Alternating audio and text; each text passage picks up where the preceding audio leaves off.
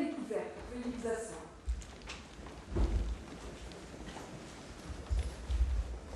Monsieur Bâtonnier, vous avez la parole pour vos requêtes en vue de la prestation de serment d'avocat.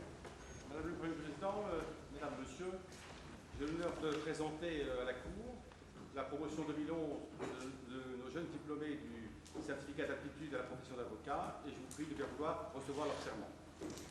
Monsieur l'avocat général, vous avez la parole. Permettez-moi tout d'abord, avant que je ne prenne mes réquisitions d'usage, de m'adresser à ceux qui sont sur le point de devenir avocats. Mesdames et messieurs, vous êtes à un tournant de votre vie. Dans quelques instants, par le serment que vous allez prêter, vous allez embrasser une profession, un métier, que sais-je, une fonction. En tout cas, ce serment de toute une vie et pour toute la vie sera l'aboutissement d'un rêve, d'une vocation, et j'en suis certain, pour chacun et chacune d'entre vous, le résultat d'un choix fort. Désormais, vos clients vont vous appeler maître. Quel beau titre, n'est-ce pas? Compétences, considération et savoir sont induits par ce titre et aussi les droits et les devoirs qui y sont attachés. Ce titre peut donner aux vaniteux la tentation de se gonfler d'importance, mais il insuffle au bon la volonté d'être à la hauteur. Vos aînés dans la profession, quelle que soit leur ancienneté et leur renommée, vous donneront désormais du confrère, ou même du cher confrère, terme qui souligne, outre une égalité, une même appartenance à une communauté de valeurs. Mais le fait d'appartenir à une communauté ne fait pas de vous les adversaires de cette autre communauté qu'est la magistrature. Si chacun peut revendiquer une appartenance à une communauté de valeurs, à une éthique professionnelle, magistrats et avocats ne sont ni adversaires ni complices, mais partenaires dans l'accomplissement de l'œuvre de justice qui ne peut se réaliser sans un dialogue permanent, constant, dans le souci réciproque de l'indépendance et du respect de chacun. Il n'existe pas d'État sans une parole libre. Il n'existe pas de justice sans une défense qui inspire la confiance des juges, mais aussi sans le respect de ces juges. Les droits de la défense s'inscrivent ainsi tout entier dans les droits de la société représentés par le ministère public. Il a été beaucoup dit sur la pénalisation médiatique, sur la dictature de l'émotion, sur la pression de la société qui parfois est telle qu'il n'y a plus d'espace pour la réflexion, le doute ou le recul nécessaire. Nous avons en face de nous, justiciables pour nous magistrats, clients pour vous avocats, des êtres humains. Pourrais-je dire que l'intérêt et la beauté de nos professions est d'être en contact au quotidien avec des hommes et des femmes qui se trouvent dans des situations difficiles et de souffrance. Et c'est à vous, c'est à nous, de leur apporter des réponses sereines et apaisantes. Si la parole est libre, et si la critique est indispensable, le recul par rapport aux situations est nécessaire, sans se laisser emporter par les tourbillons médiatiques ou la fascination du véritable. Pour y échapper, je vous rappellerai le serment que vous avez prêté un 17 octobre 2011 et dont vous vous êtes engagé à respecter chacun des termes: dignité, conscience, indépendance, probité et humanité. Gravez-les ces termes dans votre mémoire, qu'ils vous servent de guide au quotidien dans tous les actes de votre vie professionnelle. Comme l'a dit un maître excellent, ce n'est pas la règle qui nous garde, c'est nous qui gardons la règle. Au-delà de ce propos, j'adresse à chacun d'entre vous plus vives félicitations et des vœux d'épanouissement personnel à travers la profession que vous avez choisie. Je vous souhaite de réussir ce parcours exaltant et magnifique et de vous fixer comme objectif ceci. À ce qu'on puisse dire de vous, ce qui a été dit ici même en 1939 par le procureur général Bégaud au bâtonnier d'Eschcott qui fêtait son jubilé.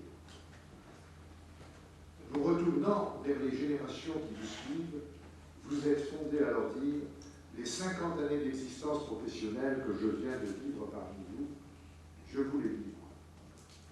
Vous pouvez les examiner scrupuleusement, page par page, les scruter méticuleusement, heure par heure, minute par minute.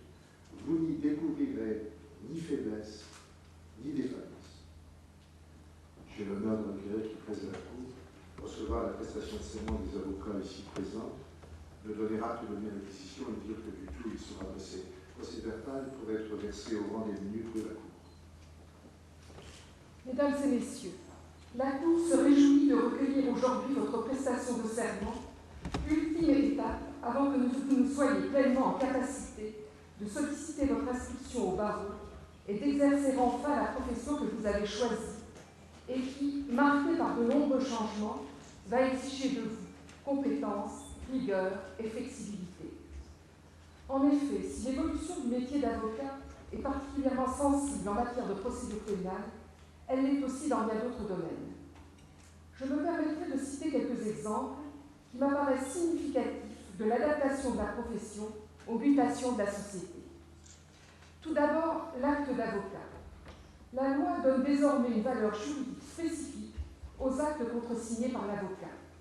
Elle assure ainsi l'identification de ces actes comme élément de sécurité juridique. L'avocat, par son contreseing, va attester qu'il a éclairé pleinement la partie qu'il a conseillée sur les conséquences juridiques de l'acte. Par ailleurs, il est un domaine qui s'ouvre largement aux avocats, le règlement amiable des conflits. L'avocat dispose désormais de nouveaux instruments. La convention de procédure participative, introduite dans le Code civil par la loi du 22 décembre 2010, relative à l'exécution des décisions de justice et aux conditions d'exercice de certaines professions réglementées, et la pratique du droit collaboratif qui se développe et pour laquelle les règles déontologiques sont encore à écrire. Vous êtes au terme d'un parcours long et exigeant, qui vous a permis d'abord de rejoindre l'école des avocats, puis à l'issue de la scolarité, de passer avec succès les épreuves de sortie. Parmi ces épreuves figure celle de déontologie, sanctionnée d'un fort coefficient. C'est à juste titre que l'école et son directeur attachent une grande importance, d'une part, à l'enseignement de la déontologie, d'autre part, à l'appréhension effective par les élèves de la portée des obligations déontologiques. Il s'agit en effet d'une matière essentielle, délicate. Les règles de la profession n'ont pas échappé à un débat sur leur constitutionnalité. Le Conseil constitutionnel, par une décision du 29 septembre 2011, a ainsi déclaré conforme à la Constitution l'article 53, deuxièmement, de la loi du 31 décembre 1971, qui délègue au pouvoir réglementaire le soin de fixer la procédure et les sanctions disciplinaires applicables aux avocats. Je ne vais pas vous imposer une longue leçon sur la déontologie, ses fondements, ses objectifs et ce contenu. Je sais que chacun d'entre vous, au moment de prêter serment, a ses obligations en tête et qu'en outre, vous pouvez compter sur vos pairs pour vous accompagner dans la déclinaison pratique, qui n'est pas toujours évidente, des obligations qui sont les vôtres. Permettez-moi cependant de revenir brièvement sur le serment que vous allez prêter et qui est une des sources des obligations déontologiques que vous devrez respecter. L'article 3 de la loi du 31 décembre 1971, portant réforme de certaines professions judiciaires et juridiques, dispose que les avocats prêtent serment en ces termes. Je jure, comme avocat, d'exercer mes fonctions avec dignité, conscience, indépendance, probité et humanité. Le règlement intérieur national de la profession d'avocat précise en outre que l'avocat respecte les principes d'honneur, de loyauté, de désintéressement, de confraternité, de délicatesse, de modération et de courtoisie. Les termes employés sont à la fois simples et forts. Leur juxtaposition peut vous faire craindre qu'il faille être spécialement aguerri pour les respecter tous. Il n'en est rien, tant les qualificatifs retenus se cumulent au contraire naturellement. Je voudrais à cet égard insister sur certains. La dignité. Pour y parvenir, vous ferez preuve de délicatesse et de courtoisie, c'est-à-dire finalement de politesse. La modération devra également vous guider. Certains d'entre vous pourraient craindre de perdre en force de conviction, mais il n'en est rien, car la modération n'est pas la mollesse. Et au contraire, souvenez-vous de Talleyrand qui relevait que tout ce qui est excessif est insignifiant. Ne sombrez pas dans la mauvaise caricature de l'avocat plaidant avec véhémence, mais sans subtilité. La modération, alliée à votre intelligence et à la finesse de votre argumentation, sera assurément une meilleure alliée pour faire progresser vos idées au service des intérêts de vos clients. Enfin, vous devrez toujours garder à l'esprit que vos dossiers n'en sont pas. Ils sont d'abord des situations humaines individuelles, souvent des situations de souffrance. Souffrance économique du salarié licencié, souffrance économique du chef d'entreprise en période de redressement ou de liquidation judiciaire, souffrance personnelle du couple qui se sépare, souffrance morale de la victime. Veillez à ne jamais ajouter de la souffrance à celle que vous croisez. Pour cela, vous devez garder à l'esprit que pour la plupart de vos interlocuteurs, les rites judiciaires sont inconnus. C'est à vous qu'il appartiendra de démystifier ce monde lointain des palais de justice, en faisant preuve d'écoute et de pédagogie vis-à-vis de vos clients. Et même si au final, comme vous en avez la possibilité, vous n'assurez plus la défense des intérêts de tel ou tel, restez humain jusque dans la séparation. Je n'irai pas plus loin dans mon propos. Une chose encore cependant. Cette belle salle du Parlement de Flandre vous accueille aujourd'hui pour une cérémonie festive.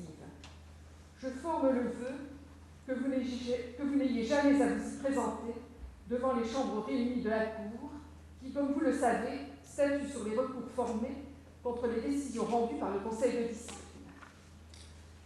Enfin, mesdames et messieurs, la Cour tient à vous adresser ses félicitations les plus vives et ses vœux pour une pleine réussite.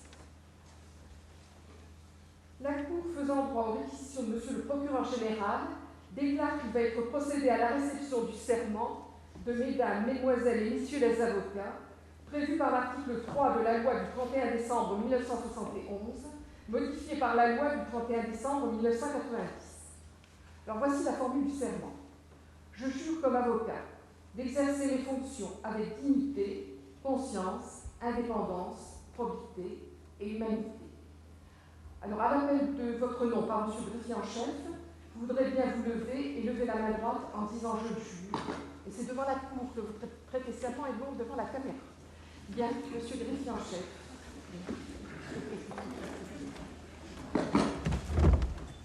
Marcy Amoussou.